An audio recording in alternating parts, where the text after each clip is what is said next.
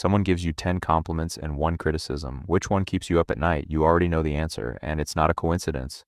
It's not because you're insecure, it's because your brain was built that way. This is called the negativity bias, and it's one of the most consistent findings in psychology. Bad experiences don't just feel stronger than good ones, they are processed differently, stored differently, and remembered longer. The psychologist Roy Baumeister led a landmark review that pulled together decades of research and found a blunt pattern repeating everywhere. Bad emotions, bad parents, and bad feedback all had more impact than their positive counterparts. His summary became famous in psychology for a reason. Bad is stronger than good. Think about what that means for something as simple as a performance review. 9 strong points and 1 weak one. The weak one is what you replay in the shower the next morning, not because you're ungrateful, because your brain is doing exactly what evolution shaped it to do. Picture why this would matter for survival. A good berry bush was nice to remember. A bad berry bush that made you sick could kill you if you forgot. Missing out on a reward cost you a meal. Missing a threat could cost you your life. So the brain evolved an asymmetry. Threats and failures got flagged, tagged, and filed with extra urgency, while good experiences slipped by more quietly. The neuroscientist Elizabeth Kensinger has spent years studying how emotion shapes memory formation, and her work points to something specific happening in the brain during negative moments. Emotionally negative events trigger stronger activation in memory-related brain regions than neutral or positive ones. The insult didn't just feel bigger. It was neurologically stamped in more firmly, almost like your brain grabbed a thicker pen for the bad news. This is why an old argument can replay word for word, while 100 pleasant conversations blur together into a vague, warm fog.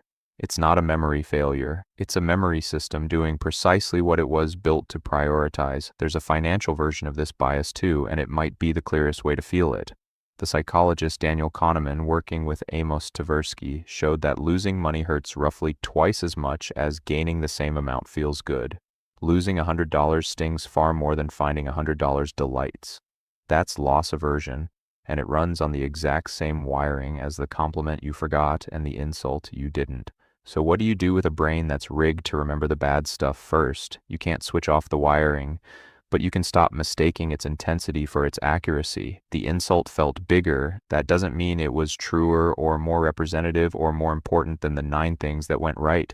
Some psychologists describe it almost like Velcro and Teflon. Negative experiences stick like Velcro. Positive ones slide off like Teflon unless you deliberately pause and let them land. That pause matters more than people think. A few extra seconds spent actually registering a good moment instead of rushing past it toward the next task appears to help it stick the way the bad ones already do without any effort at all. Here's the strange comfort in all this. The reason the insult stayed and the compliment faded was never about you personally. It's the same asymmetry sitting in every human brain, doing the same ancient job it was built for. Once you can see the wiring, the insult stops feeling like proof and starts looking like static, loud, insistent, but not necessarily true. Someone gives you 10 compliments and 1 criticism. You still might remember the criticism first tonight, but now you know why. And knowing why is the first step to not letting it win.